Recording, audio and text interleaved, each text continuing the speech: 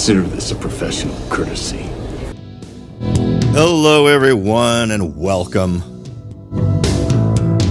to another edition of Real Estate Realities with the Rebel Broker. My name is Robert Whitela, and I am the Rebel Broker. Licensed real estate broker in the state of California, member of the National Association of Realtors.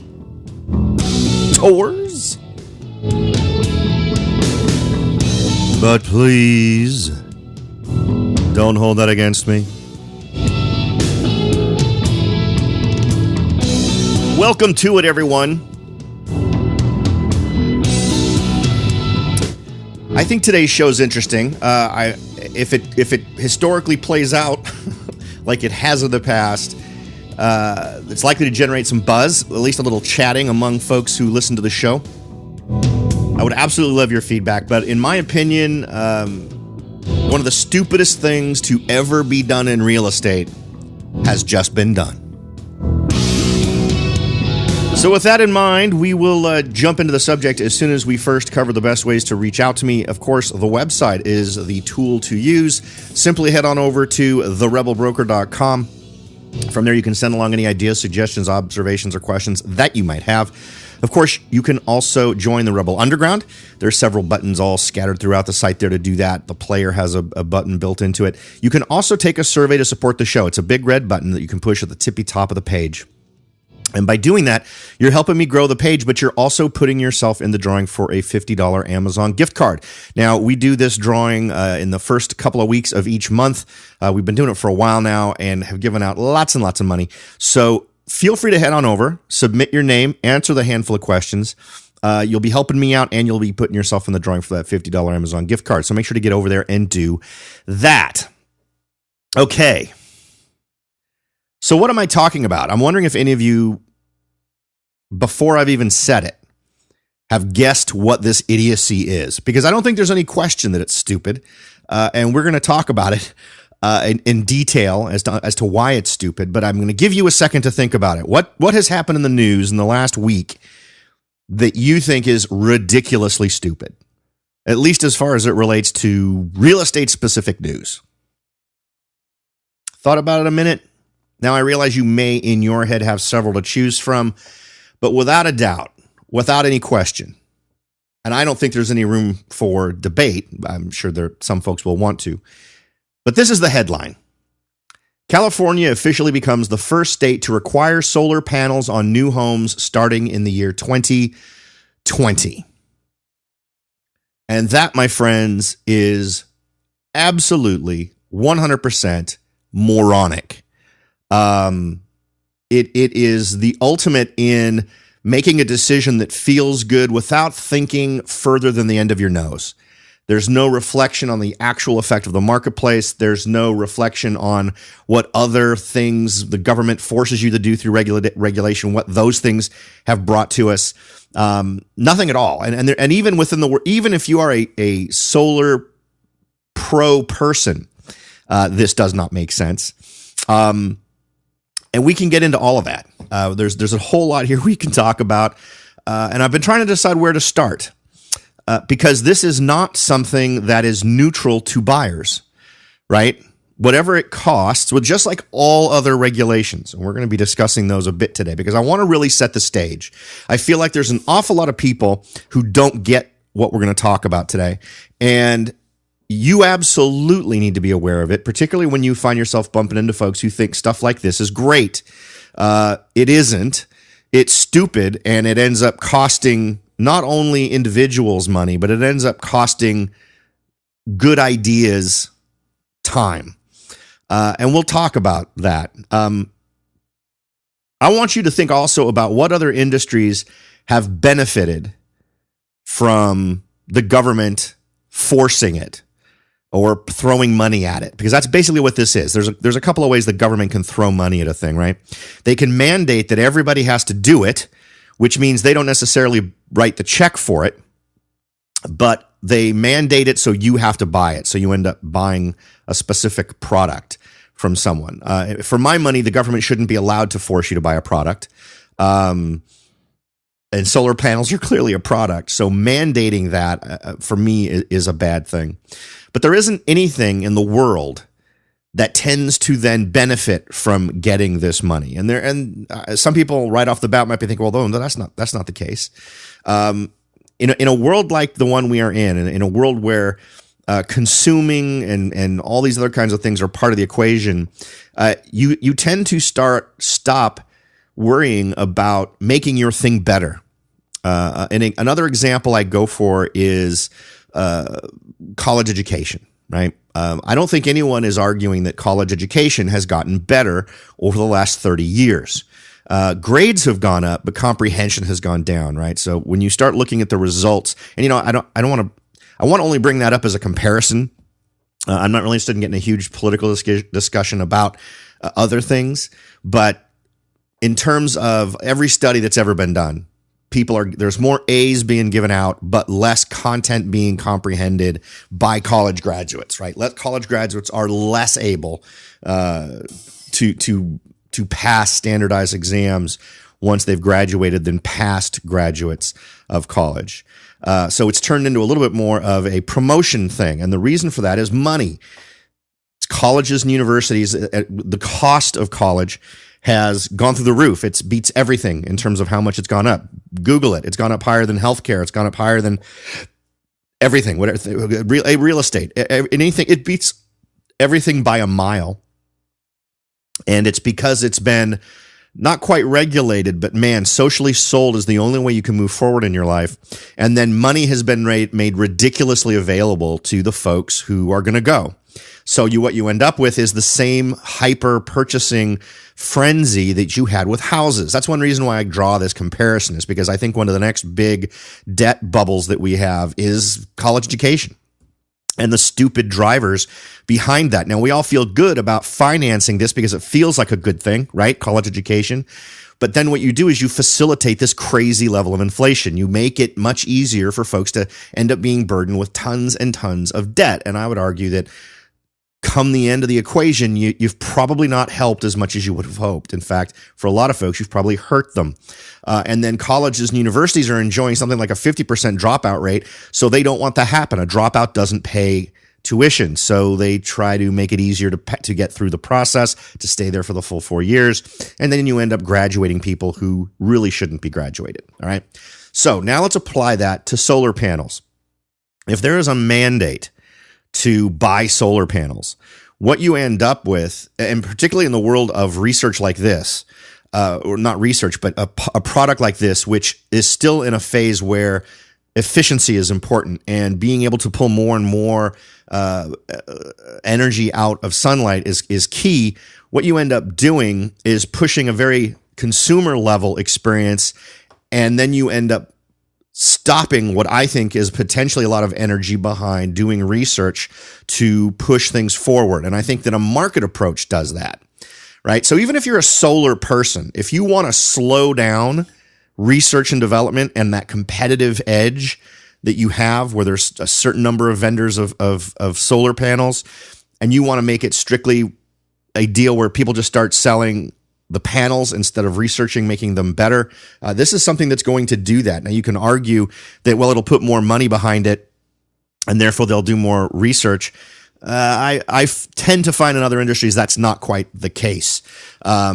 This is going to artificially end up creating an awful lot of folks who want to sell solar panels, but it's not going to create a lot of people who want to do the research and development on it. That's the beast you tend to feed, because as soon as you mandate it and make it legally required, there will people who will step in. And you're going to find a lot fewer solar-minded players stepping into this industry than you had before, because there's strictly this whole, well, now people have to do this, so this is something I can provide. All right, so that even from the solar side, I don't think we win. And I'm all for alternative energy sources, but I'm all for the market deciding what those energy sources will be and whether or not they're on my house.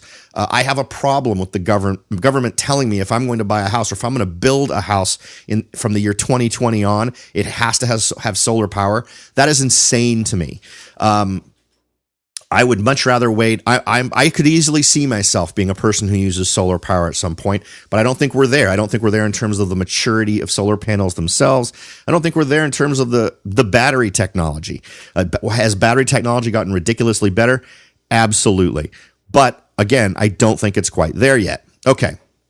And I should be free to make that decision, right? And in general, everyone should have a problem just philosophically with the government forcing the purchase of a specific product. But let's get into this a little bit. Let's get into the details of the bill itself.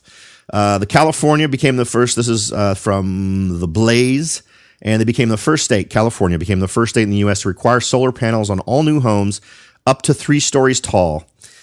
As expected, the 5-person California Energy Commission passed the mandate, which includes apartment buildings and condominiums.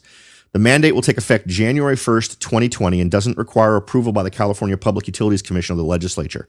So basically, a bunch of folks who weren't elected just decided that every property that gets built from 2020 on has to have solar panels on it. The commission updated the state's building codes to include stricter efficiency standards on lighting, ventilation, windows, walls, and attics for residential and non-residential buildings. Okay, now let's keep that in mind too, right?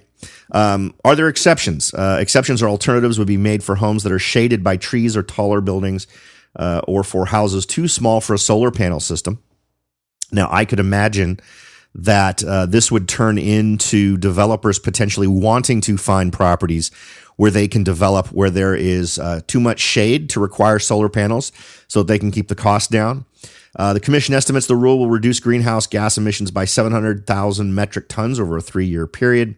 The case for this was extremely strong, according to the CEC Commissioner Andrew McAllister, who led the push.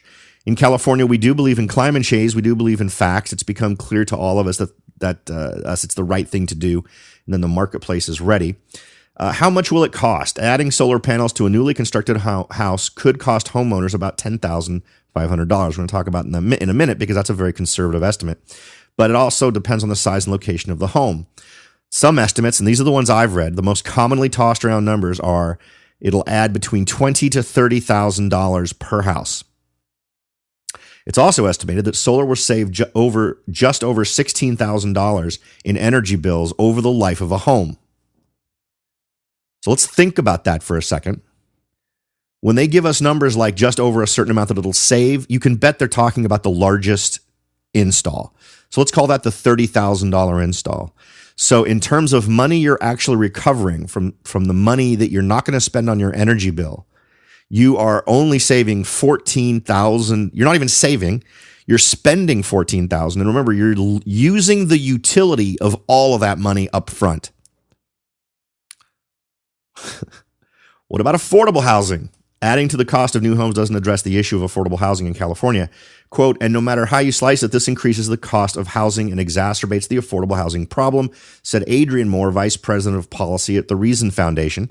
Seems like a feel-good measure that doesn't think through all the consequences. And that's what we're going to do here today. We're going to think through some of these consequences because this is what we're doing. We are taking a world where we already have ridiculous high costs associated with building a home, and we're going to cover those in the second half of today's show. But how would you, as a buyer, and you're out there to go buy a brand new home, how would you feel if suddenly the price in January of 2020, suddenly the home cost jumped by $30,000? And I would guess it's going to be $30,000 or more for the vast majority of homes. And we're going to take a quick look at what current regulations are, how much regulations have grown, and we're going to try to figure out why this is happening now. And what does it solve? Because it solves nothing. Nobody in the current real estate market was screaming for solar power on our roofs.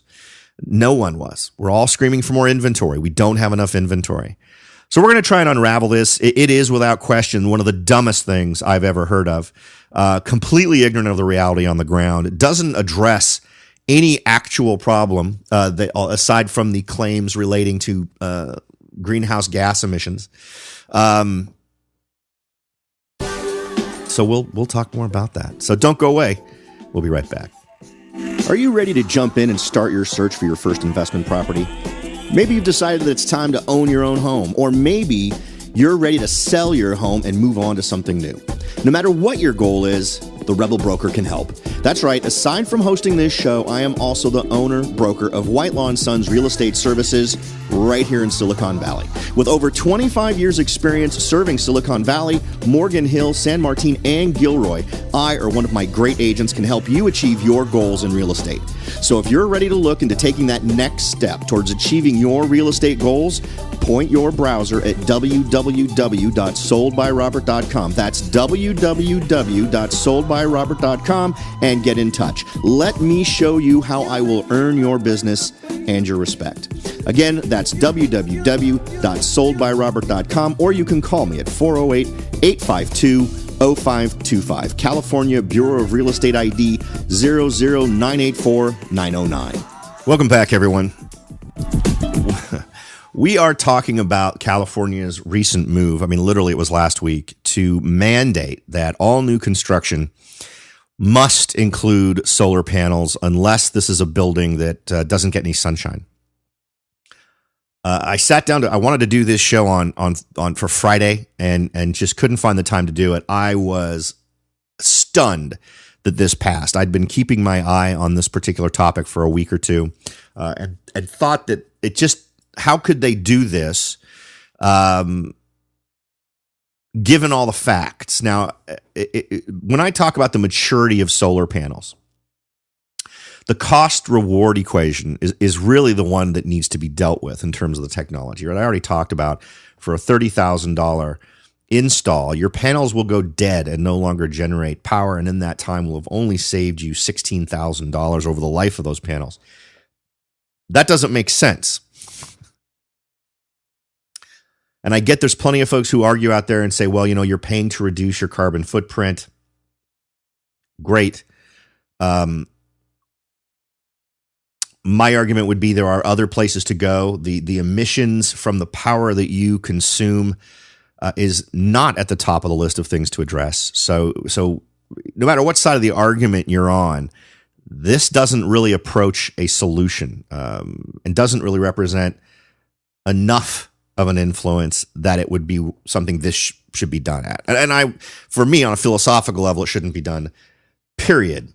But let me also set the stage here with an example of ridiculousness also in California, here in Silicon Valley. And I bring this up, I think it relates exactly to this and is a perfect illustration of the horrible housing problem we have here. Now, I'm going to tell you about a Silicon Valley home that just sold.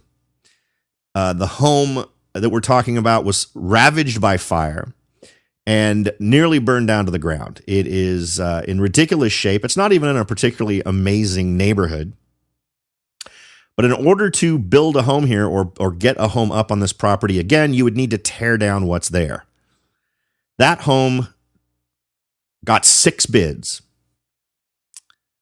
And it sold for $938,000. That is the reality on the ground of real estate in California. Now, not all of California. This is Silicon Valley. There are some parts of California where you can get very reasonably priced homes.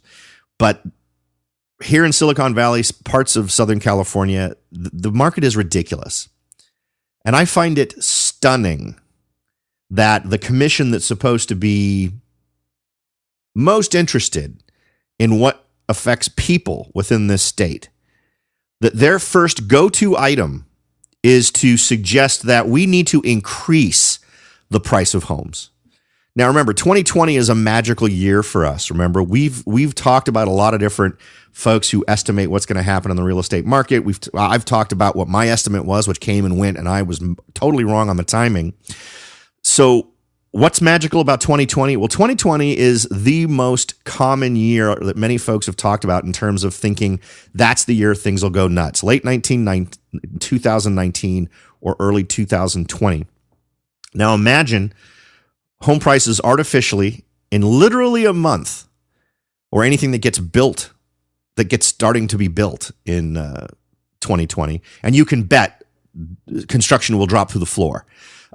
There's several interesting elements to this. I don't know. Maybe we should just get into that now. So let's take that as a singular thing where builders are suddenly faced with this idea that they have to build, or that they have to build using solar panels.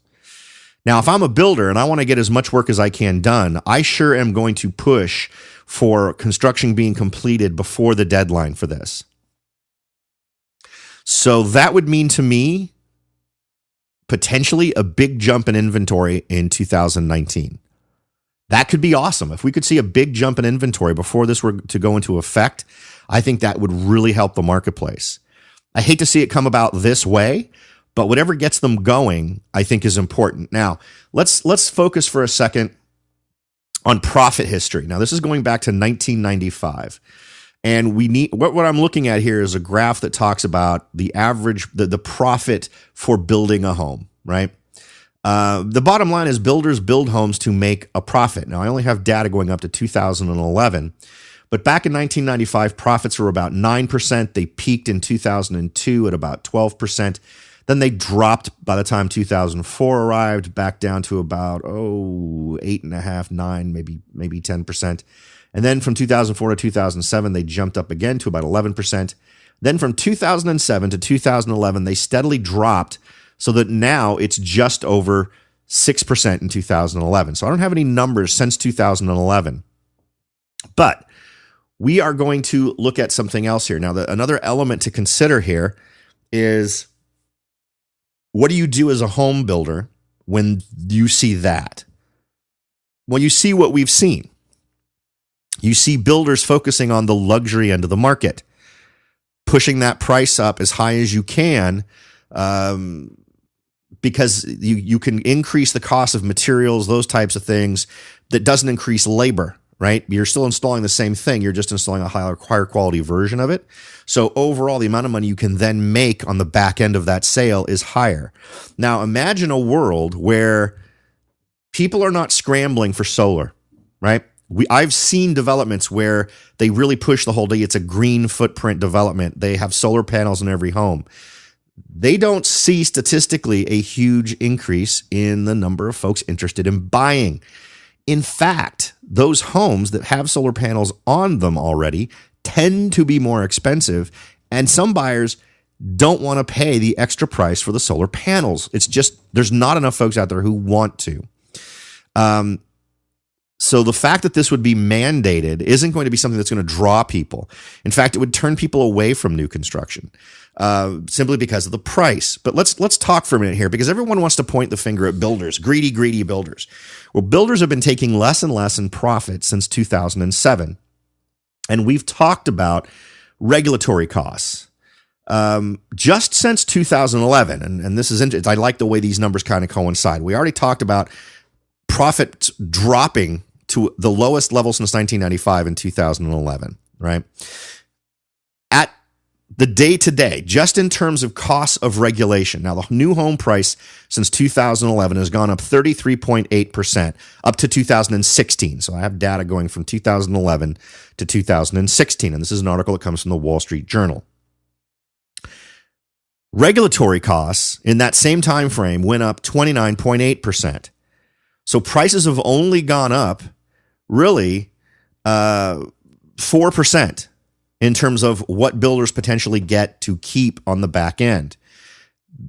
That does not include increases in paying your workers, those types of things. So assuming that other things, transporting materials, things that aren't regulation related, eat up a lot of that 4%, I'm willing to bet that that's the case.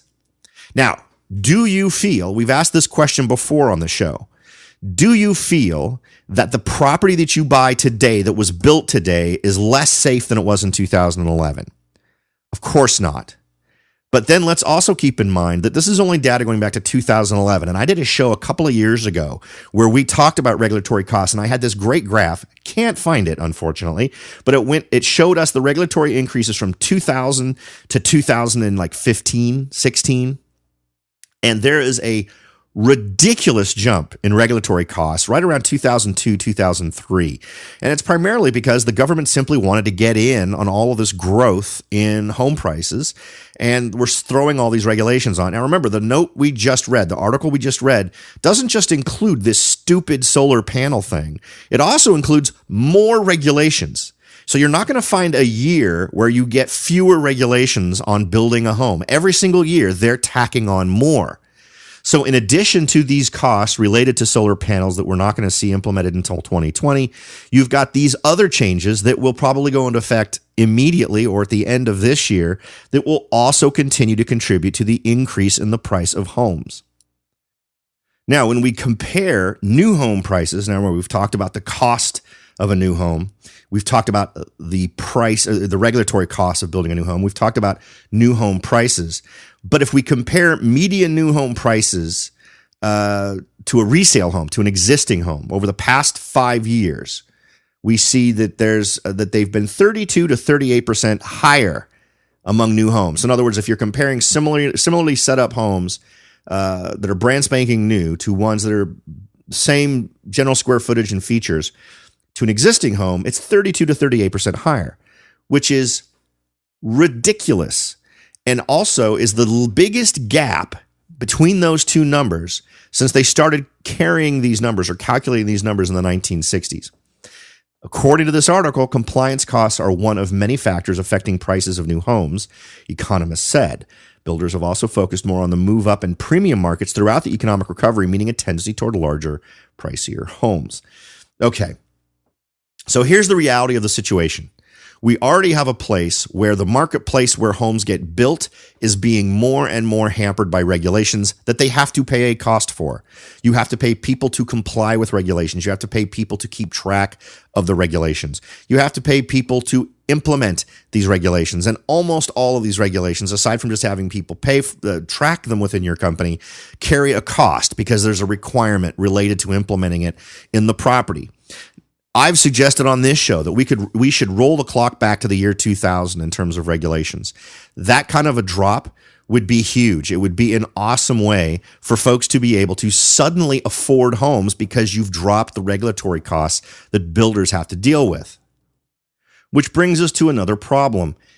These kinds of regulatory costs suppress building.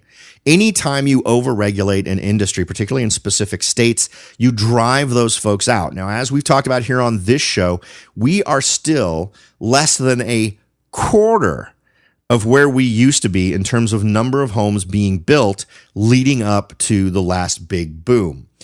So suppose that we've been experiencing this recovery, but nobody is building. Over the past few decades, California hasn't built enough housing to keep up with the number of people who live here. That, according to, California P Radio. I'm not even sure what site that is. Capital Public Radio. And let's think for a second, where does the market go from here? Now, granted, from right here, we may see a surge in building. Builders may figure, if I'm going to do any building in California, now is the time to do it before we get to 2020. But let's think about this headline from the Wall Street Journal. The next housing crisis, a historic shortage of new homes. Fewer new homes are being built in America than at almost any time before. It's a good time to be here in Grand Rapids, Michigan, if you can get a house. And this is from March 18th, 2018. Housing starts per 100 households, 3-month moving average. Going all the way back to the 1960s, we have nearly the lowest we've ever had, aside from the end of the downturn. We've seen a very little recovery, but still below anything prior to the downturn of 2006, 2007. If we take a look at home value growth in major metropolitan areas from 2013 to 2018, there's, the coastal areas are the usual suspects. The markets we talk about here all the time are the places where this is happening primarily, but it's also where most of the people are. This is not only just, well, it's not my problem because it's not in this state. This is where the highest populations are. So you're affecting a large number of the population with this problem in terms of having to worry about inventory. And some folks have simply decided, well, I'm done. Like I've said here on the show before, I have plenty of folks I'm working with or have worked with over the course of the last year who are out. They're done. They're finished with California in terms of trying to wrestle with these housing issues. Things have just gotten too nuts. And now, of course, what I'm talking about here is a California-specific problem. But what is the effect of this? Perhaps California gets a respite. Maybe we get more homes built. But I'll tell you what, we're sitting here, halfway through 2018. And to be honest, I'm not sure there's enough time to do all this before 2020 rolls around. if builders are thinking we better move, they probably are talking about projects they'd already gotten the ball rolling on and were already shooting for a early 2020 delivery date, and now they're going to try to deliver it prior to that date. Because the reality is this is a long process. Remember, we already have a ridiculous level of regulations in California. So you have to acquire the property. Then you have to do the feasibility studies, and you have to get all the impact studies done. There's tons of stuff you have to do. I had a neighbor that lived next to me about 10 years ago who bought just a lot. They weren't even a large builder, bought a residential lot. They had a street in front of it, neighbors to the left and to the right and behind. And still, they had to do all of these impact studies. And they actually ended up getting delayed because someone was trying to claim that there was some sort of a habitat on their 900,000 square foot suburban lot for something. So that's what builders have to deal with. So while I would hope that this might accelerate any projects already in the works, now that this has been approved and done, they have 18 months to get this stuff finished, from the time they might purchase land to the time they might complete it. And I don't think they've got enough time to do it. So we haven't created any new plans, but I'm willing to bet that builders that were out there looking to do something now may second guess. They may come up with another plan. They may decide, maybe we don't do business here. Maybe we change our focus to states that are friendlier to builders. Now, you have to think that these conversations are happening in some of the main builders. Now, some builders will want to stay here. They'll see it as a great marketplace regardless of what's going on.